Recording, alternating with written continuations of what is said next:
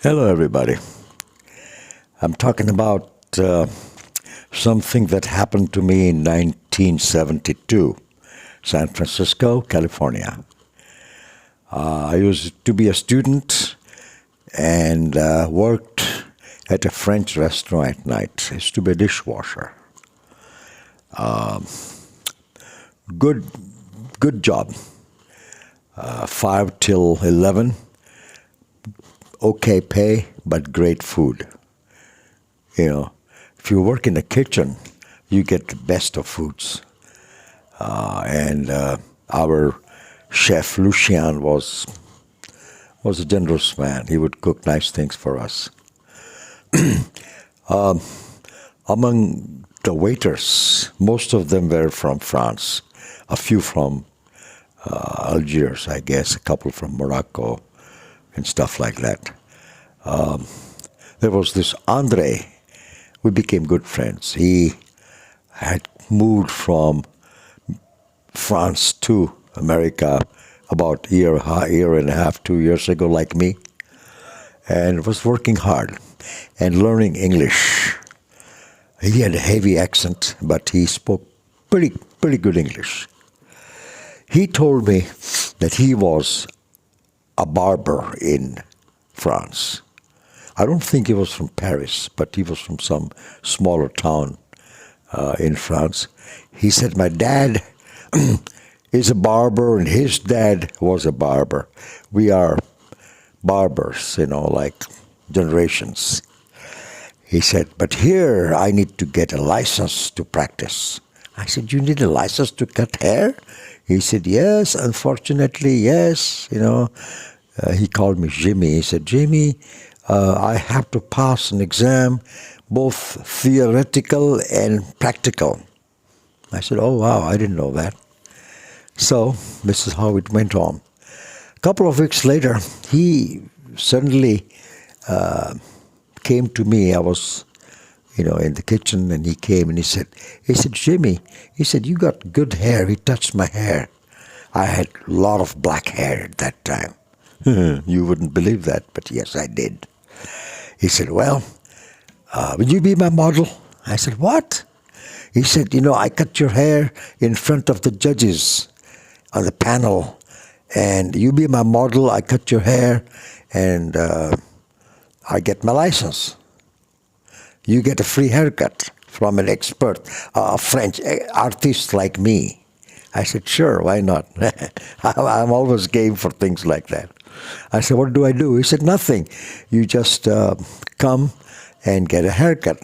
I said, okay. But he said the day before that, this was next Friday, and we were talking about all this on Wednesday, so it was a little over a week.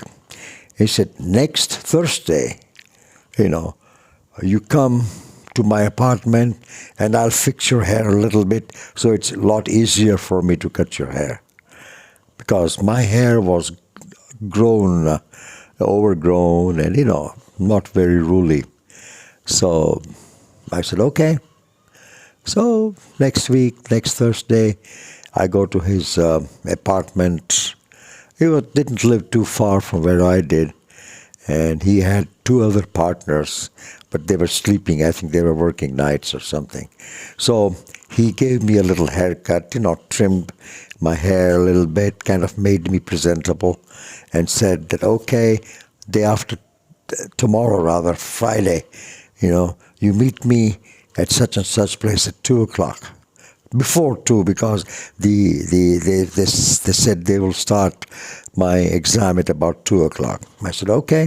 So he gave me the address. He said, now please be there. I'm trusting you.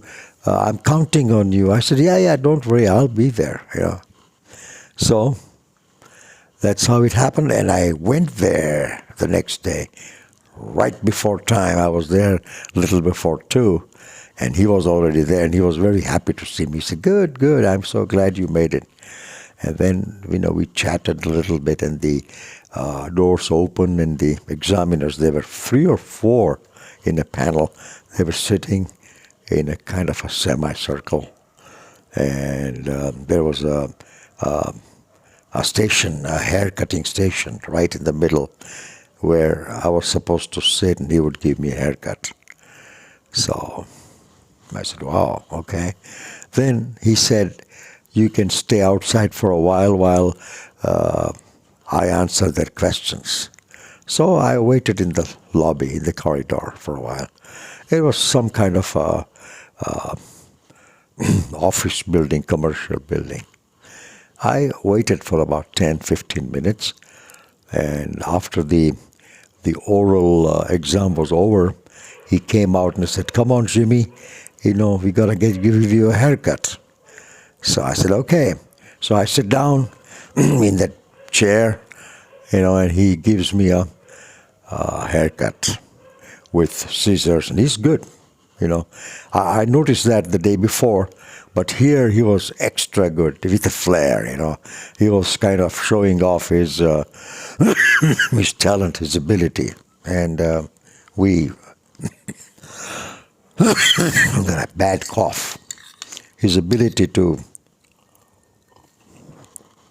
cut hair, he did a good job. And then at the end, he had told me this before, he gave me a little massage, like hair, scalp massage and face, and he was doing it very well. He had long, tapered fingers, typical artist fingers, and he was doing this. And I said, ah. So he, under his breath, he said, don't overdo it. I smiled. I said, yeah, I'm not overdoing it. You're good. It was over. He asked me to wait outside. The panelists were all looking at him and, like observing each and every move of his, each and every step he took in cutting my hair. He was meticulous, and he knew they were observing him, they were watching him. Went very well, it seemed. So I wait outside in the corridor. About 10 minutes later, he comes out. He said, hey, I got the license. He said, now, come anytime, I'll give you a haircut. I said, you just gave me one, so I'm good for a while. He said, yeah, come next month. But we'll be seeing you at the restaurant. Then he slowly started cutting off his days, like instead of working 5 days or 6 days in a week, he started working only weekends, Fridays and Saturdays, so that he could make extra money. And he told me he was working for a barber shop somewhere in downtown. So I said, okay. About a month later, I called him up. I said, Andre, I think I'm ready for a haircut. He said, oh, okay. Let me give you my address. That was a address far, far away from where I lived. Somewhere in the avenues. I said, God, you have moved there? He said, yeah, I started my little shop now, and I'm doing good. Come here, and I'll give you a nice haircut. So I go there. Takes me half an hour to go there. I have to change 2 buses. I get a nice haircut, but I said, Andre, this is too much. It's not worth it. But, you can bring your kit to the restaurant and give me a haircut next time. He said, no, you can't do that. The health department will kill us. I said, yeah, okay. I never did go there third time. He gave me 2 haircuts, one for the exam and one a month later. But that was quite an experience. So that was my career as a model, one-time model.